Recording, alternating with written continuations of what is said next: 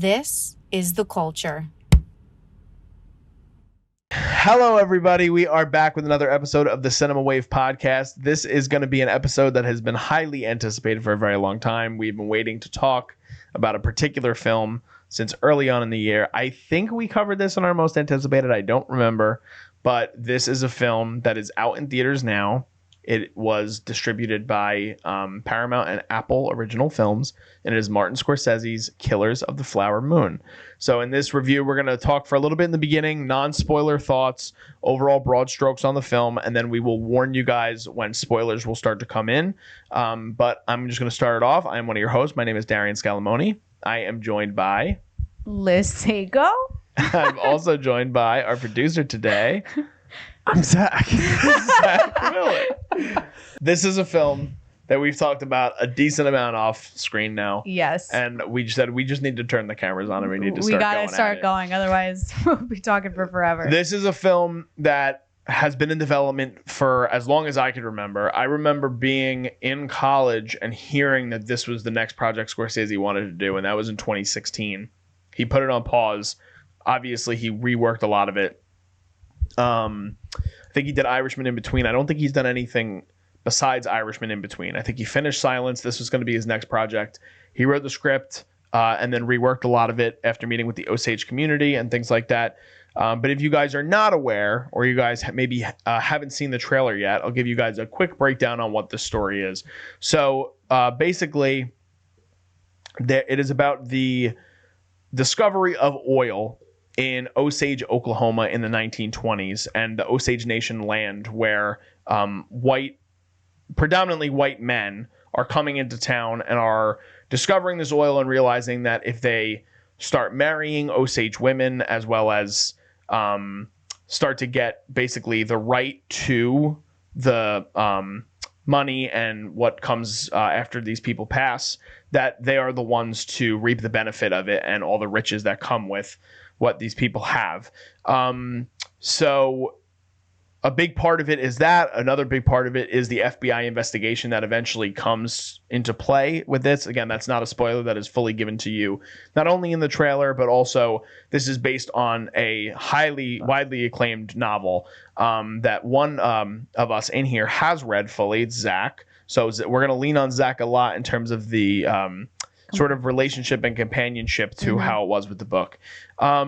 This is a film that stars two of Scorsese's muses, Leonardo DiCaprio and Robert De Niro. Their first time acting opposite one another since This Boy's Life, which was 1993. So it's been 30 years since they've acted in a film together. So there's a lot of anticipation for that.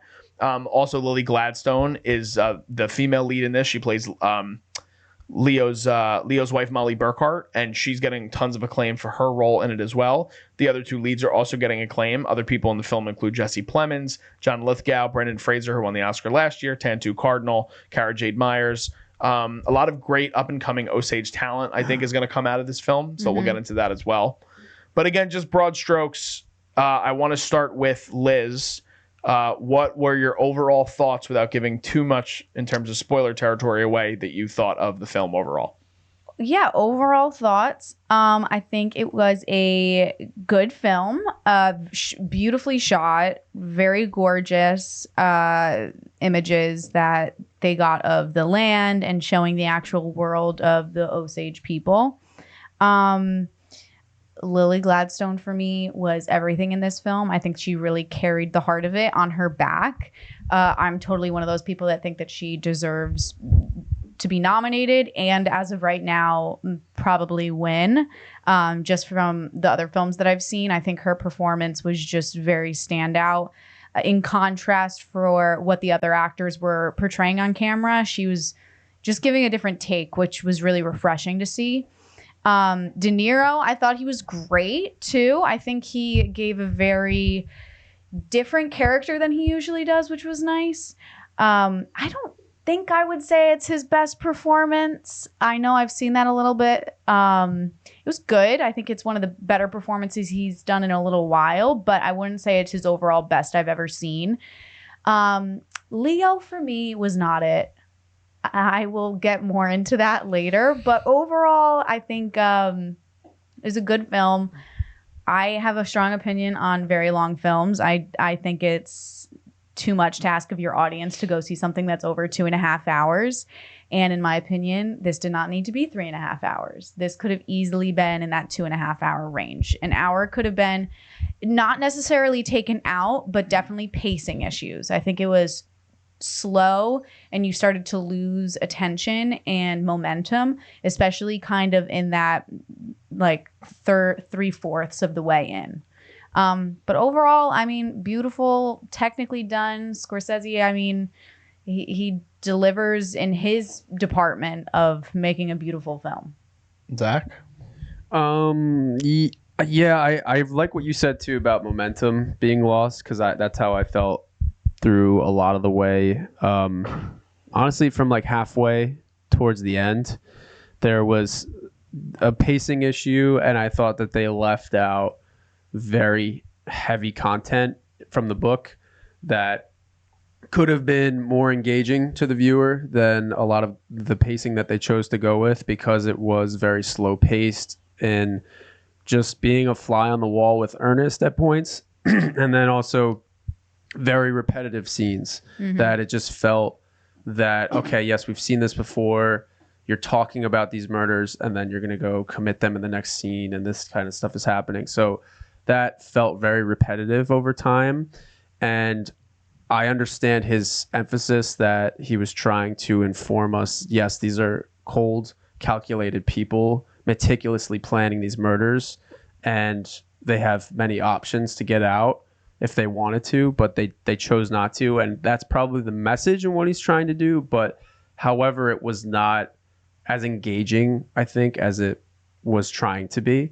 So that, I think, suffered for it. But obviously it is a very technically well-made film. Like, Scorsese has an understanding of making movies that very few can rival. And he just always delivers on making us so immersed in these worlds and bringing in an engaging experience to the viewer in just about all of his movies.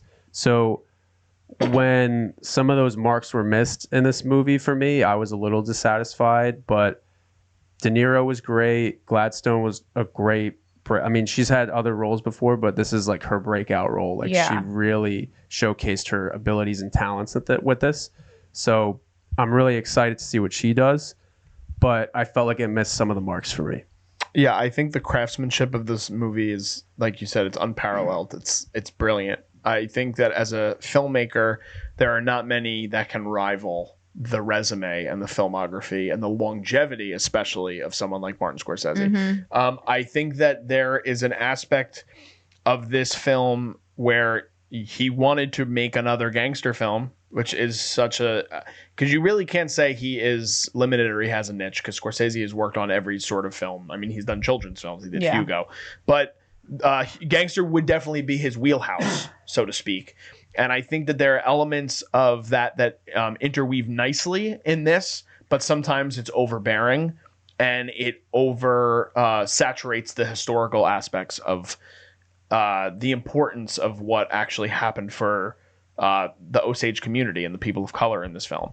I think that I think we're all on the same page in terms of Leonardo DiCaprio, which is unfortunate because he's an Oscar winner. He's one of our greatest talents, one of America's greatest exports, some might say.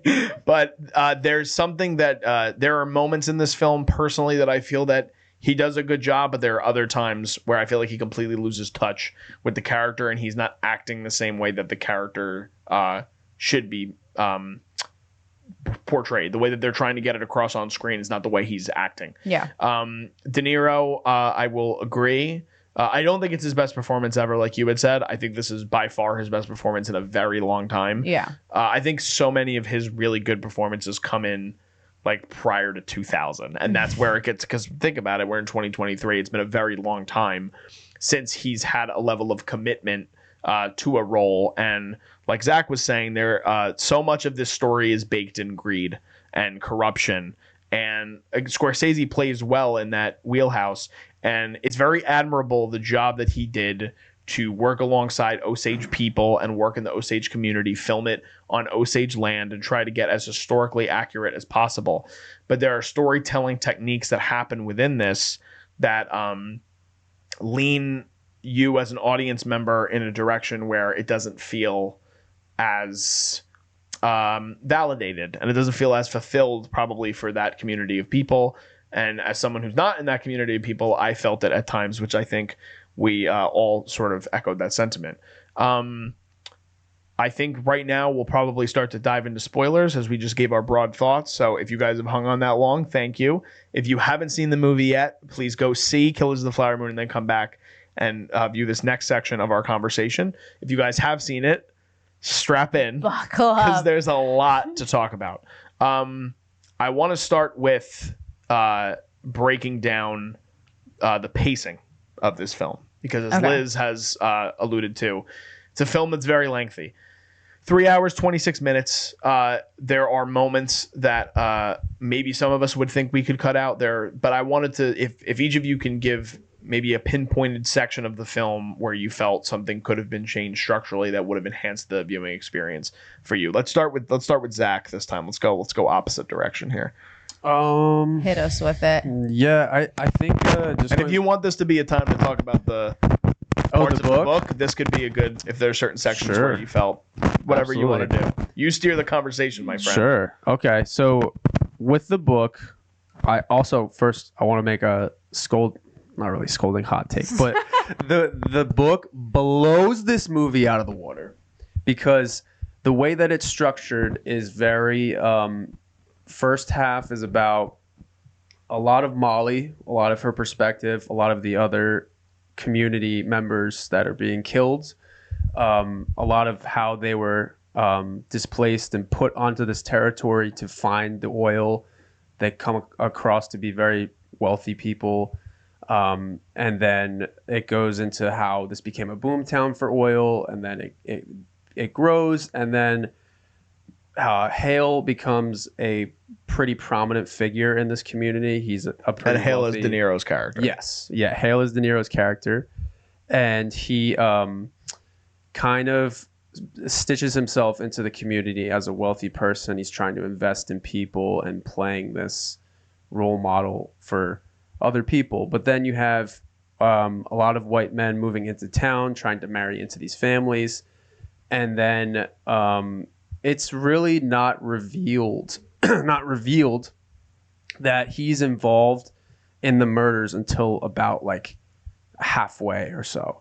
Like, or little clues that try to allude it to that. Or people are saying, oh, I really have some things that I got to say about Hale. Like, this guy is not everything he's chalked up to be. Mm-hmm. So there's always suspicion, but you're never sticking with him. It's about the family members that are being killed off. And then the second half of the book, which I thought was dramatically cut, was Tom White is the FBI agent. And it's also that's Jesse Plemons' character. Yes, yeah. Jesse Plemons' character. And he is spearheading this investigation, and the FBI warns him that there are several private investigators and attorneys that have been looking into these murders. They've also been killed, so you might be going in with a target on your back. Like, we don't know. Like you better tread carefully. And this is like in the early infancy of the FBI. Yeah. And they also allude to the fact that in the book, after everything was solved and stuff, the FBI used this case as another way to exploit their endeavors. And, this is why we need the FBI. Like, federal men can do this. And, like, the FBI is an institution that, like, Hoover really pushed that just narrative onto people, that and the Lindbergh case, like a lot of other things that happened in the 20s and 30s. So it really boosted morale for, hey, we need the FBI and that kind of situation. So that was another thing that was really left out. And because the second half, as Tom is discovering more of the details, more confessions are happening, more of the killings are unraveling, and also like things are starting to become more apparent that Hale and Ernest are involved in this situation. So Ernest is definitely in the fold in the first half, but he is not the focus that the movie painted him as. So in the book, really quick, when Tom Green, you said, right? Or Tom White, I'm sorry. White. When Tom White is doing the discovering of these murders in the book, especially in the second half, is he focusing so much then on the investigation? I mean, obviously he's probably arresting and convicting multiple people for what's happening, but the focus is more on him trying to get Hale rather than Ernest. It's mostly Hale, because a lot of people are pointing fingers like, you guys got to look into Hale, like and he's trying to round up his inner circle, and one of them is Ernest, and then there are other people in town that are complicit in these murders and stuff like that. Yeah. So Ernest is kind of the bigger one because he's married to Mollie, who has the head right, which is like your inheritance to this wealth and land. And so he's also the nephew of Hale. So he becomes a bigger focus a little later on, and someone that they can build their case around because he's confessing about a lot of these murders and what the role was that he played with his uncle. So that's kind of what happens. I just skimmed through it again the other night because I read it 2 years ago. So it was a little bit of a refresher, but that's generally how it happens. So when the pacing is really around Ernest, and from the book at least, we don't know every detail that was happening with these conversations, these plannings, other things like that. Like, we don't know what the conversations were with Hale and him in the room all the time. Like, there are some things that people were there for, other things we don't know. So when it took so much time to focus on Leo and him, it almost like pulled back the veil too early of like, okay, these people were involved. Now let's just go watch them kill another person and kill another person. Well, they basically treat him like the ringleader with De Niro's King William Hale, or William King Hale, sort of being like the patriarch of the movement, but so much of it cycles through Ernest, and not in a way where he seems like meticulous or like focused. Like, he's a simpleton as a character, which we'll dive into in at length. But that's the part now, hearing like what the book's experience is too, it makes me wish that, again, Leo was not the focus of this film. And Liz, I do want to hear your thoughts too, but just to give a little bit of exposition for the audience, this is a film that when it first came to development, it was rumored heavily that Scorsese went to DiCaprio to play the Tom White FBI agent role. And DiCaprio did not want to play that character. And so he was, in reading the book, he thought that there was a real heart in the film based on the relationship of Ernest and Mollie. And so they took a step back, they reevaluated, they looked into it. And I think DiCaprio and De Niro both might be producers on it. That might be part of the reason why what happened. But they basically restructure a big section, at least in the film adaptation, on the relationship between Ernest and Mollie Burkhart, which is Leo and Lily Gladstone. But so much of that is not the focus of the book that I think that that's where a big disconnect sort of happens. And Jesse Plemons plays the role of Tom White, as we said, in this. And it's sort of condensed, even in that last maybe hour and a half that he is in the film. He doesn't get much screen time. He gets, I think says like two lines. He gets maybe like 20 minutes of screen time. Yeah. But it's not even a role that would probably, like, I think he's a terrific actor.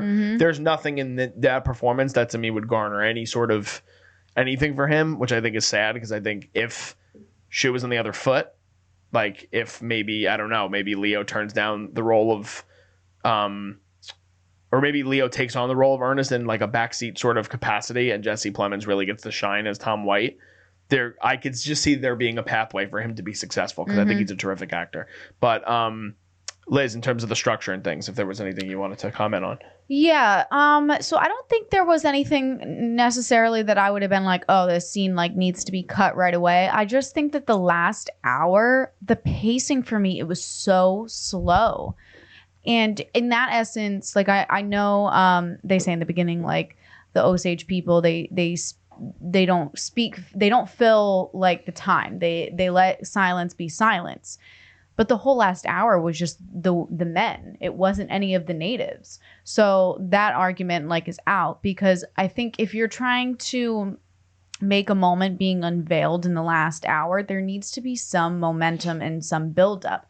While for me, it was just repetitive information being told in different ways. It was like, okay, let's tell you the same thing, but let's have you listen to it in a deposition. Let's have you listen to it in court, and then let's also reenact the scene for you to see it. And so it's like hitting the audience over the head multiple times.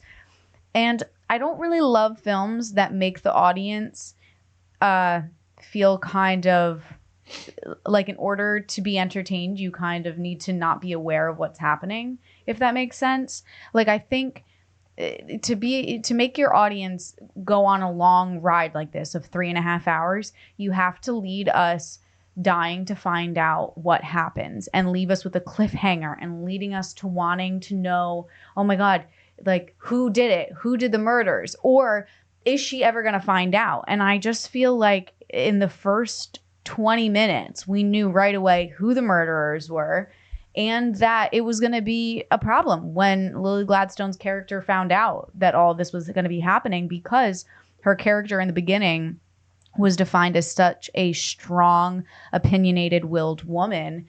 And so then to have her just sit with her husband who killed everybody and almost potentially killed her, like, that would have been terrible. So we as the audience are smart enough to know that she's not going to let that happen. And I think that they wanted us to just be a little bit more naive and kind of be like, oh, I wonder if he really did do it, or if he really believed he was helping her. And it's like, no, So the last hour for me was just repetitive information and slow. My biggest gripe, I think, is also, you took probably 2/3 of the movie to talk about Ernest and to show it from his perspective. Why are you making him morally ambiguous? Yeah. Why are you showing us that he is like perplexed at the fact that, oh, he's asking me to kill him and stuff? Like, maybe in the beginning he actually has some reservations about it, but once he starts to plan it and plot it, then he goes through the bombing at the house. There were at least 4 or 5, maybe more scenes before that where he's like, okay, now I'm going to go talk to this person because they owe me from a job before. And then we're going to collect the insurance money on this. And then we're going to do this. Oh my gosh. And then when the bombing happens, oh my gosh, I didn't know that she was going to. I know, he was like what, crying. Like, why are you shocked by that? Yeah. Like, and then as a filmmaker, when you're choosing to use those scenes, are you really trying to make us empathize with him that, oh, I was manipulated into this situation? You were not manipulated into this situation. You're participating. Yeah, you were participating. You were complicit. You were literally poisoning your wife. Yeah. Killing her family members and complicit in those situations. How are we morally on some fine line? And then by the end, you're like, oh, I feel bad. Or should I feel bad for him? He's in jail. He wasn't there for this moment. No. And then also you have the room of people at the end of the movie that are like, oh, you know, he's going to go away to jail for a long time if you confess. Like, Hale's going to go away. Why are we morally challenging us with Ernest? He was a vessel of manipulation. He was a cold-blooded person. And that's all I got from the book too. Like, there was no challenge of, if he was really manipulated, he would have confessed earlier. And also his confessions in the book lead you to think that he's saving his own skin. Yeah. And that he's like, oh yeah, you know, I didn't want to do it, but you know, I had, like, he's trying to get out of that situation. Yeah. Anybody who's cold-blooded is doing those things, and he just got caught. Yeah. So that was it. Yeah, I think like the last hour too, for me, it became more about, is Leo's character gonna tell the truth and out De Niro's character, rather than, is Mollie going to find out the truth, and what is she going to do about it? Like, the ending should have focused on her, the unveiling to her, and what is her wrath? Like, what does she do to her husband? Exactly. Not like, ooh, is he gonna backstab his like quote unquote uncle? Oh my God, like you can't rat out your family. That's what they made the whole last hour Well, about. she's also in a hospital bed for like that last hour for majority of it, which I think is a storytelling failure. Yeah, Like, I think it's a waste. I think it's a poor pacing thing with that. And I do, to play devil's advocate for a second, as someone who did not read the book, Play devil's advocate. in terms of Ernest and his character, right? So much of it is not explained. And again, you talked about how it was perceived, how it seemed like he was trying to save his own skin, but there's a lot with the character based on the book, from what I understand, that there's not much known about him in the book. He's not a character that, for lack of a better term, people don't understand that he's like fifth on the call sheet in the book, so to speak. And if that is the case, and so much of the story is going to be crafted in a way where, whether it's Leo that made the determination, or it's Scorsese, or it's the co-writer Eric Roth, decide to go in a direction where so much of the story is going to be through the lens of Ernest and Mollie and their relationship around everything else that's happening, it's hard to understand exactly what they wanted us to get out of the character. And that's where I think the biggest struggle with his character comes from, because I think in terms of like I said, there are moments in this where I actually do feel for his character. And even like I know that I shouldn't, but there are times where it's like, oh, like I kind of understand that like, I really love the scene when they first have dinner together, when the storm happens. And that's a scene where like you can actually start to see he has like, and he does it in his own simpleton way, like saying he likes the color of her skin and things like that. But that's how the character is perceived to us. That's how he's sort of broken down for us, even in the first conversation he has with King, that he seems like a guy that's a little slow. Now, you don't know if that might mean that it's because of trauma, because he was in war times and he lost his intestines. You don't really get a lot from that, but that's where I think there's a really weird gray area in terms of the development of that character, and choosing to focus on that relationship as a vital point of the story ultimately hurt it as a whole. Yeah. And I think that's where it's speaking for people, like Liz was saying, they beat you over the head with so much information, but for some people, they're still going to come out of it being like, oh, well, it's Leonardo DiCaprio, and he is a handsome guy, and she talks about that a lot in the movie, and you do feel bad for him, and it's like, that's not how you're supposed to feel about it. Yeah. But then there's other moments that are very nuanced, where they explain to the audience in a better way what's happening, like him reading the Osage stories, and he's looking at the wolves in the picture, and how he's talking about how it's like they're hiding in plain sight, which is like basically it's symbolic. It's symbolic on what's happening. Yeah. But that's something to me that storytelling wise, that's something that I understand a lot more, and it feels smarter. Yeah. And it feels like something that's elevated, and it feels like something that is crafted in a way with care. And that's why I think so much of this film has a struggle, because so much of the story is built around a relationship amidst this really haunting and cruel and very dark. This is one of the darkest movies he's ever made, in my opinion. Yeah. So I think that's a big issue with the movie as a whole, is being able to craft so much of this through his character and leaving this ambiguous sort of feeling. You know what I mean? To go with your point too in the beginning. So if you were like, I think he wanted to go with this goal of like, he obviously betrayed this woman. He obviously betrayed these people, and he was a killer for that. But if you're kind of goes back to what we're saying, less Leo in the movie. And if you start with him being romantic, he's actually like warming up to this woman. She trusts him at this point. Make him disappear for another, like, I don't know, 30 minutes of the movie. So it's like, okay, she has a loving husband. At least he's there for her in this really dark time, and all these people are dying. And then later on, unveil it. It'd be like, oh my gosh, he was poisoning me this whole time. Oh my gosh, he killed my sister. Then you really feel that impact of weight on all of them, and that she feels naive, and she feels gullible to these people, and and obviously she was taken advantage of. And then you can also still don't show that he's a killer until later, because you could show these scenes where, oh, hey, I'm rooting for you, honey. I'm really going to try and go to the bank. I know they don't like Native Americans taking money out, but I'm going to fight for you. And the same thing with Hale. The same thing with Hale is how he manipulated these people into thinking that he was for the people, but instead he would try and warm up to them, get literally insurance policies on their death just in case they died and then they were murdered a couple days later. But then you have to paint this as like we should trust these people. They're seeking our best interest. They have it at heart.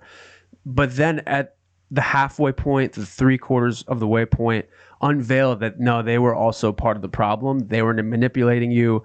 That betrayal hurts even worse because they're your husband, they're your uncle, like everyone. Don't give us this raising. Like, I raised an eyebrow. I was like, really? Like, you want me to feel bad for him by the buy end? into it a little bit. Yeah.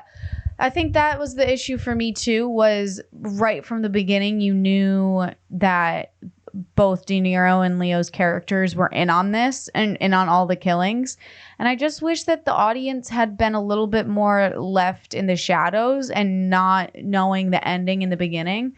Because again, like I said, in order to make it through a 3.5 hour movie, you kind of have to be holding out for something, and to just show that unveiling right away was just, then the whole time I was like, okay, what are we leading up to? And then for me, I thought we were leading up to the moment that Mollie's character realizes what happened, and then she has the big realization. And I liked the ending scene with her of asking him, like, what were you poisoning me with? I just wish that they had given her more time. I think that the whole last hour would have been much more nuanced if it was from Lily's point of view and her character's point of view of finding this out. Because it's like, at what point does she realize like her husband's been poisoning her? And like, she asks him out up front because she probably has a hunch. But I just feel like they missed that whole point of view because they were so focused on Leo deciding to go against his uncle. And so, I mean, I think that big section, which in big section is putting it lightly, it's majority of the movie where it's based in this romance. I think there's a way that you could craft this movie where so much of it is based in Osage tradition and the Osage nation, while still establishing the role of that William King Hale played in the community, because he does have a major role in the community. And he has a major role in terms of being a trusted white man within the Osage nation. And that, like you said, is displayed in the book, not as much in a relation to Ernest, so to speak. But I think that so much of that time, and that could cut some time out of the film, realistically. Yeah. But I think having it revolve around Mollie's character, having Ernest, whether it would be Leo or not, as a secondary character, maybe having another native. I thought the Cara Jade Myers, who played her younger sister Anna, is like a star in the making. Yeah. I thought she was terrific in the limited screen time she got. And so again, maybe you do some more with her character and building up. One of the other things we talked about is in terms of the way they portrayed time in this film was also poor. They just didn't really, they weren't able to give the audience enough of a description. Even something as, and I'm not like crazy into all this, when sometimes you'll see like a little bottom third where it's like 1923 and then another bottom third, it's like 6 months later. Like, I don't need the repetitiveness of that.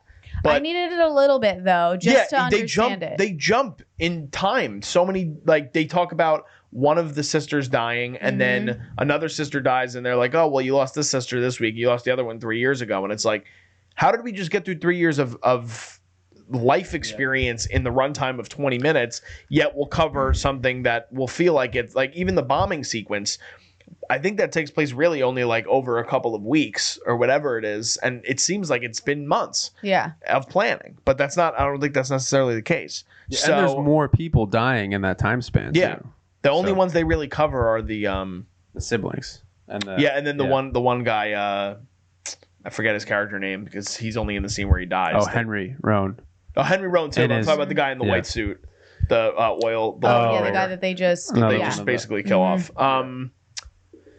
But yeah, I think that trying to turn attention, I guess, to some of the things, because we overall we liked the film. We didn't I think completely it was dislike the beautiful. film. Like technically, it was gorgeous. There were some shots that I was like, "Wow, I'm so glad I'm seeing this in theater," because just the like panning that he was doing was like, I just keep thinking of when he was in the beginning. It must have been like the first 10 minutes when they're showing all the land and all the like cows. I was like, wow, that's it's so beautiful. Just what he was able to show of their land. And even like the ending shot of when they're doing their ceremonial. Yeah, when he's pulling out. I thought it was just really beautifully done. I think Scorsese gave enough. He just gave a really beautiful like homage to their land and their rituals while trying to incorporate it in this storyline, which I don't love the storyline. I think that they made it a little bit too crazy, but I think he did a nice job of just representing what their people would want to represent, probably. You know what's interesting to me? Sorry, Zach. He's on a press tour right now, Scorsese, for this.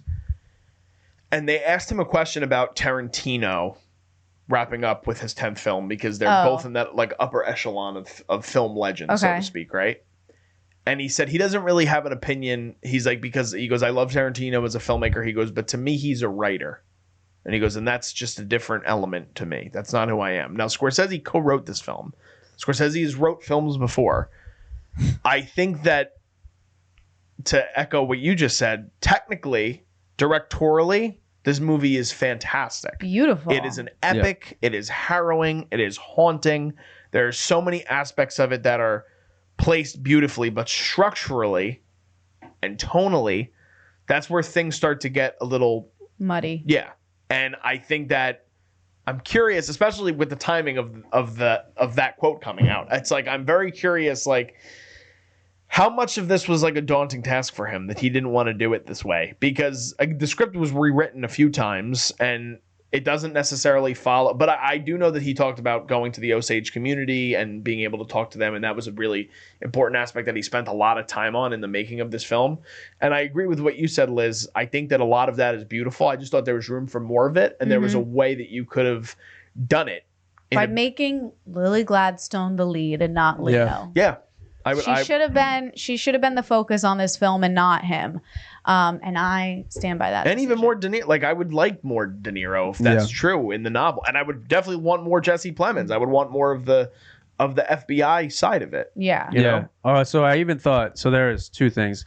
Lily Gladstone was phenomenal. I thought she was completely underused. Yeah. Like, I thought she was so good that kind of what you were saying before, DJ, of like, there was a lot to her performance, but when it comes down to critically evaluating it, and if she were to win an award, she's going to be in that category most likely in the Oscars by the end of the year.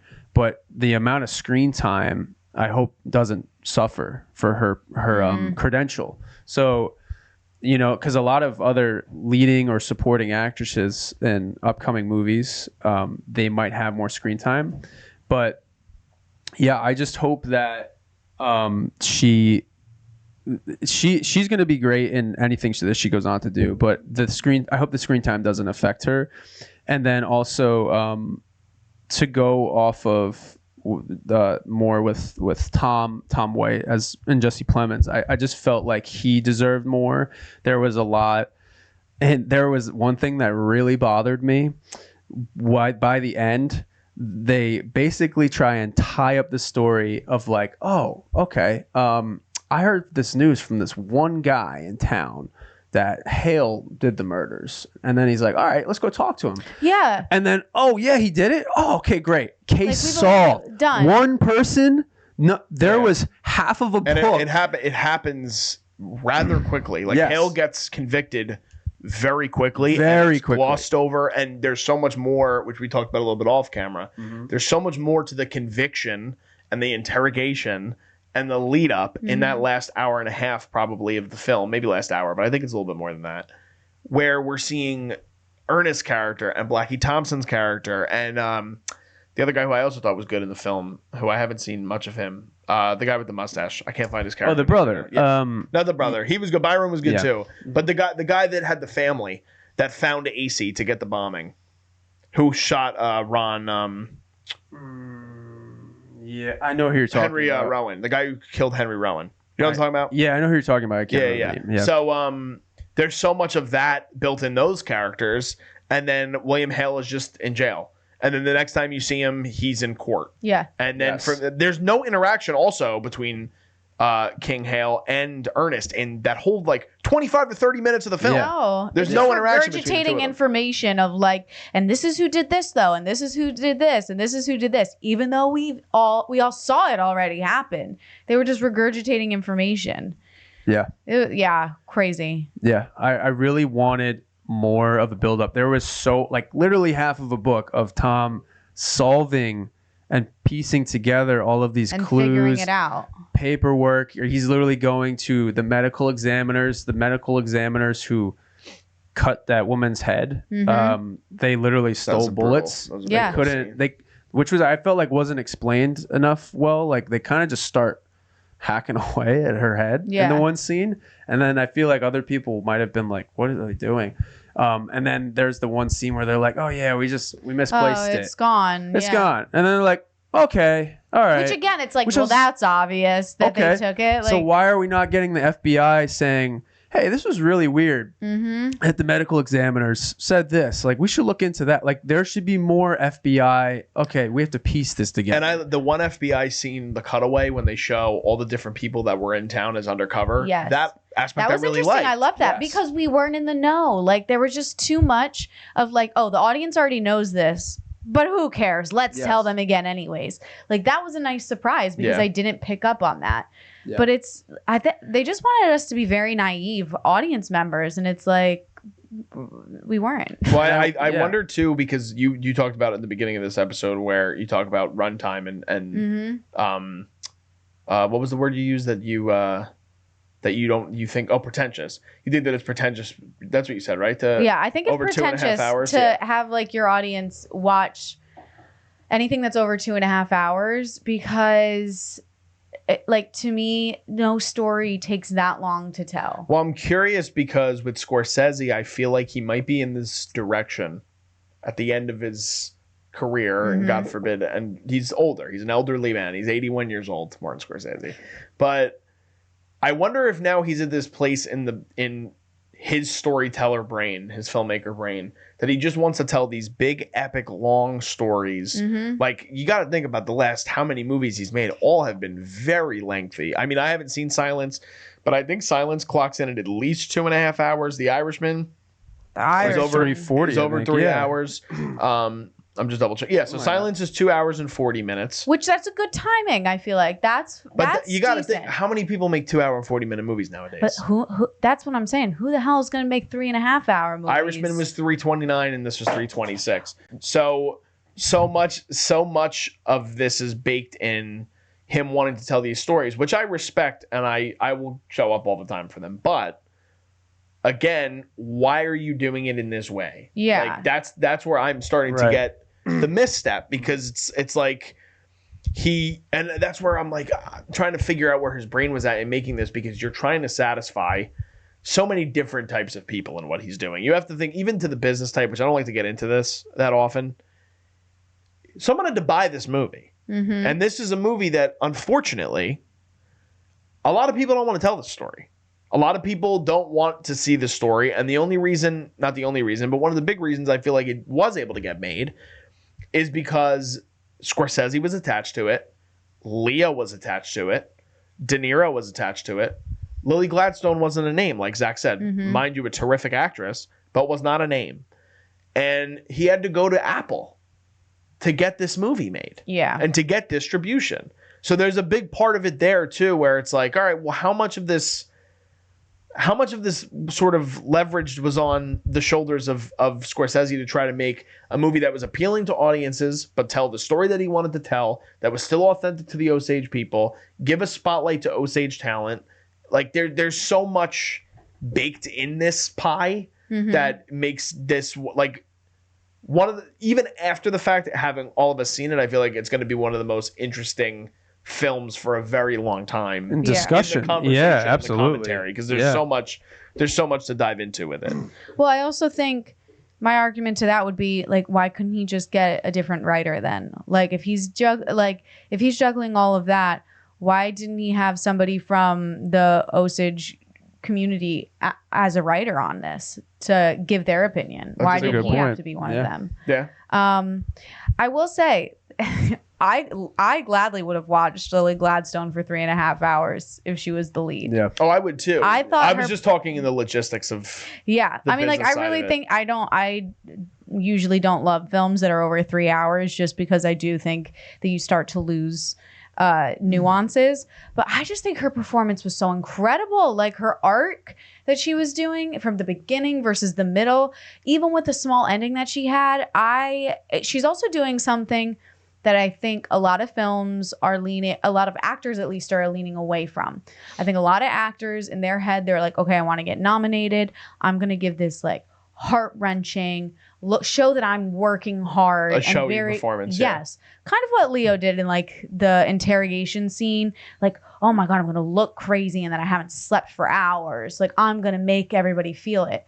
And instead, she went the complete opposite way of making this grounded, not showing all of her cards. And it was just a really refreshing performance that I really feel is going to stick with a lot of people for a long time. And I think that's why she's standing out to critics for a nomination, because once again, a lot of awards, they just go to the person that cries the best or has the biggest yelling scene. And hers, everything was bottled up inside and you were only able to see things through her eyes because she also didn't speak in a lot of her scenes. No. No, a lot of quiet. A lot of quiet, a lot of... Observation. Yes. Like she's scanning people. Like, do I Mhm. trust this person or not? Yeah. Yeah, and I think... And she finally let it all out in that one scene when she went in the after the bombing scene. Oh my God. But even then, they didn't do some super tight close up of watching her scream. They had the camera looking down on her far away, and she even turned away from the camera when she was screaming. And I just think it was beautifully done because for me, she wasn't trying to give the most emotional performance. She was just really living in this character. Absolutely. Yeah, even technically, like you were just talking about the way they shot that scene too. So much of it goes to like the things we learned in film school too, like that high angle shot of making Leo literally has the high ground. Yeah, Yeah. And like even I love the way they showed the bombing scene. Like it's showing them in bed, just settling in bed. And then it cuts to like a few hours later where like you see them get into bed and then it's like just a quick cut and you see that it's a little bit darker outside and then the explosion just happens. And that's why, again, like craft wise, It's great. I think it might be the best movie of the year in terms of craftsmanship, like between that and Oppenheimer. And this just popped in my head because I said Oppenheimer and I wanted to go back to this for a second. What you were talking about with the mystery aspect of the story and you two have alluded to like the veil being lifted. There's that in Oppenheimer with the like RDJ Rami Malek aspect to it, where you could have done the same thing in this. You could have kept the story structure of Oppenheimer and put it in this film, and it would have been, to me, arguably one of the best films of the year. Yeah, if you had It kept it doesn't get to that level. if you had never shown that Leo knew any of this, and then all of a sudden in the last half an hour you unveil that he actually was one of the people orchestrating all of this, oh my God, I would have been blown away. But they just showed that he was too involved. Also, I thought that the scene after, like when he's walking up to the bombing scene, like he's looking like he's crying, but the whole time I was like, you planned this. Yes. Like, why It bothered are you me crying? so much. And like for me, it's like, okay, I get it. As that character, you want to like save your face and make it seem like you're upset by this because you're supposed to be. But then if you already have the audience aware that you did this, you need to kind of show that little bit of like, I'm faking it so that everybody else thinks that I didn't do this. Do you know what I mean? Yeah, putting on a mask. Yeah. Yeah, make him seem like he's putting on a mask for the people around him. And honestly, he didn't look like that. He looks like he was genuinely upset. And I was like, I'm so confused by this man's motives and like what he's doing. Right.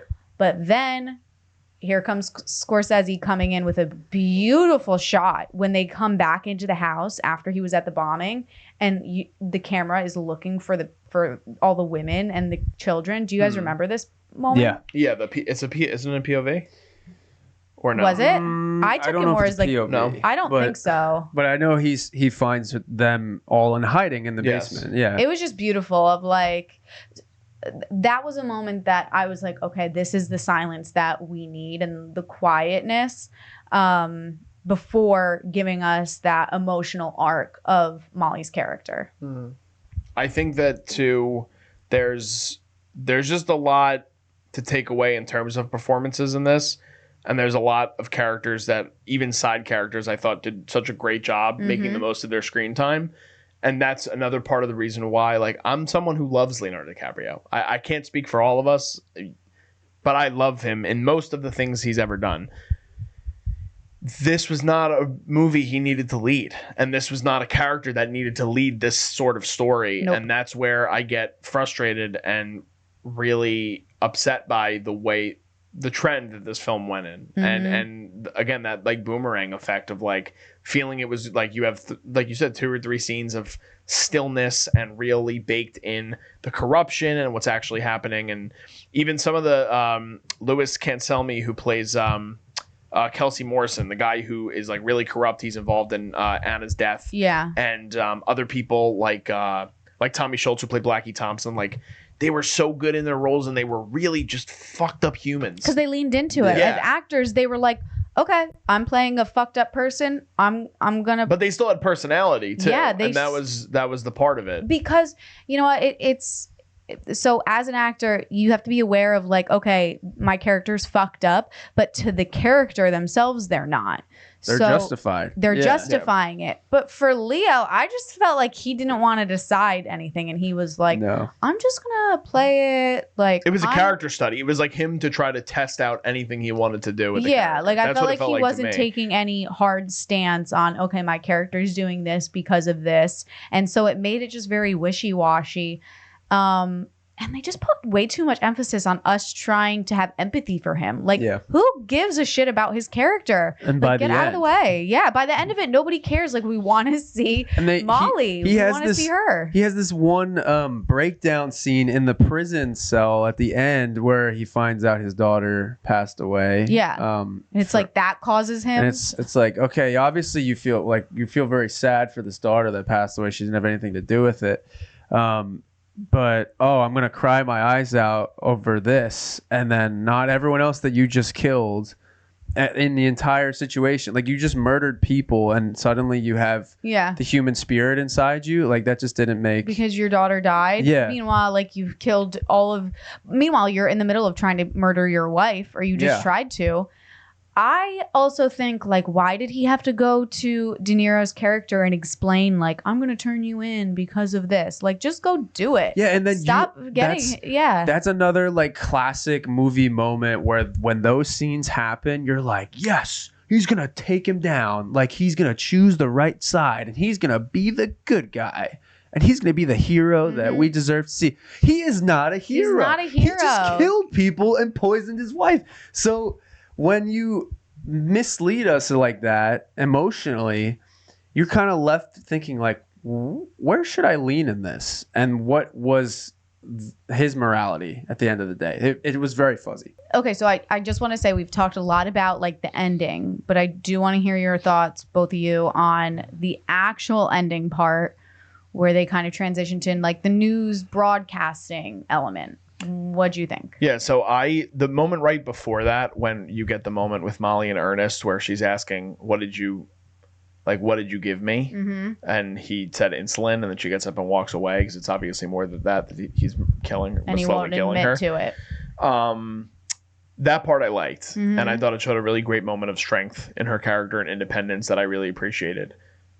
When it transitions into this old-timey sort of 50s radio show, and the story is being told in a different way, it reminds me so much of what you've been talking about this whole time, where it's like beating the audience over the head, where they're doing another technique of trying to tell us the story about what happened afterwards, and in the end of the story. And yes, the story is tragic. Yes, the story is awful. William King Hale makes off, essentially. He goes to jail for a little bit, and then he gets out, and he gets his money, and he gets through it.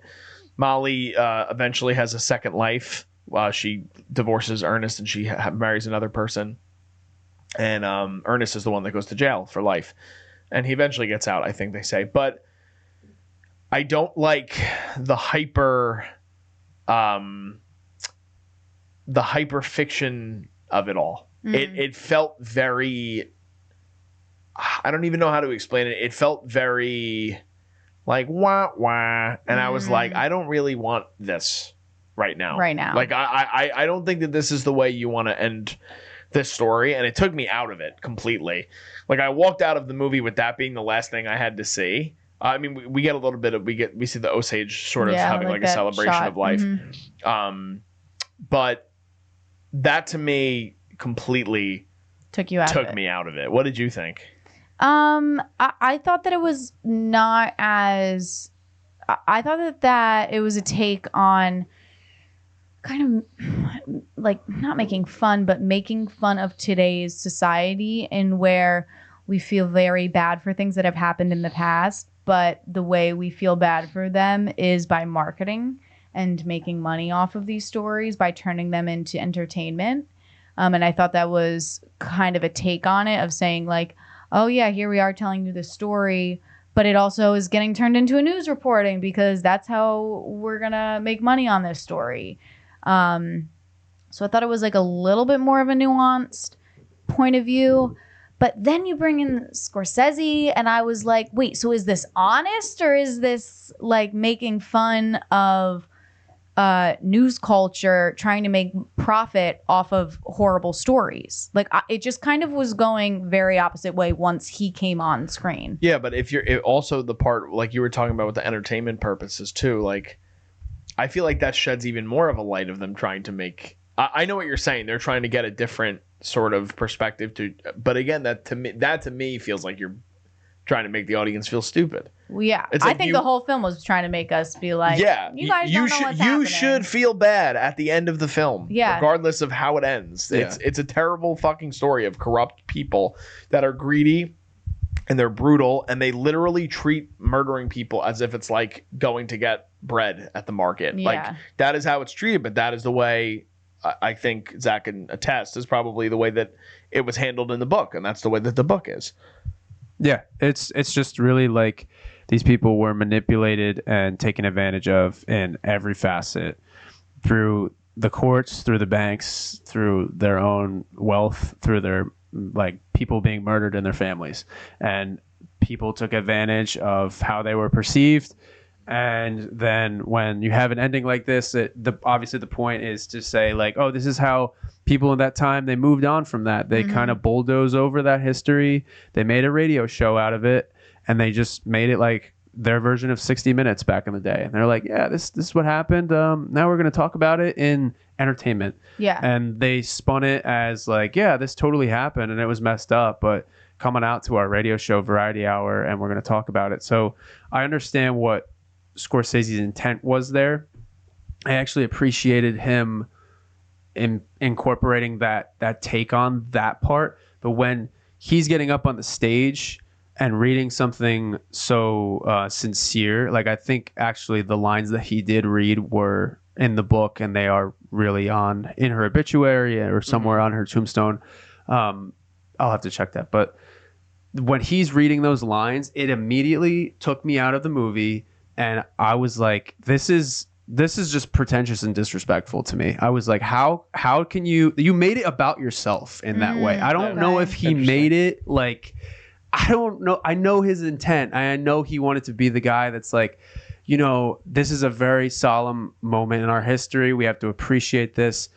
But had you had any other actor do that, it would have probably driven home the point. But because it was yourself, and most people know your likeness, and paired with De Niro and Leo, and you now just kind of glazed it over. You said, I'm Martin Scorsese, I'm getting on the stage, and now it's about me reading this note. Yeah. You know, and maybe that wasn't his intention, but it felt that way. Like it came off like he got on stage to say like, I'm telling this story. I'm the last person. Yeah. I'm the reason that this story got told. Yeah. I actually, now that I'm thinking about it, I feel like it would have been more powerful if they had somebody from the community. The community. Or like a real descendant. somebody real from there get up there and speak. I think it would have been more impactful and made it been like, no, these are real people and this was a real story. Yes. Yeah. I would agree with that. We talked a lot. I think it's time for scores. Zach, would you like to start? Would you like to give just a quick roundabout thought on your... Are we doing out of 10? Yes. Okay. So I'm going to give it a 6 out of 10. Oh, that's lower than I thought. That's lower than I thought it was going to be. Wow. Mostly because I thought from a directorial standpoint, like we were saying, he does such a good job at immersing us in this world. I just think also probably because I read the book and I had bigger expectations with what parts of the story he was going to include.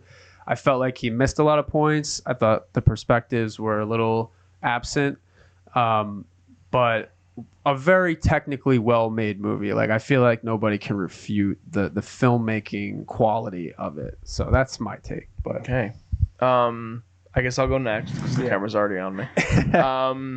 Like I said, I thought the craftsmanship was really great. I thought there were a lot of moments to really love about this film. There were a lot of really great heightened moments at times. I think the big problems for me are the writing, the pacing, Leo's scattered performance, trying to make a whole lot of something out of not much in terms of the written material. And not being able to give as much of a showcase to certain members of the Osage community, and even to an extent Lily Gladstone's character of Mollie. I think that so much of the character should have been framed in her life, her community, her family, with William King Hale as well as Jesse Plemons' character. I've thought about a score a lot. I still think it's a good movie. I think it's...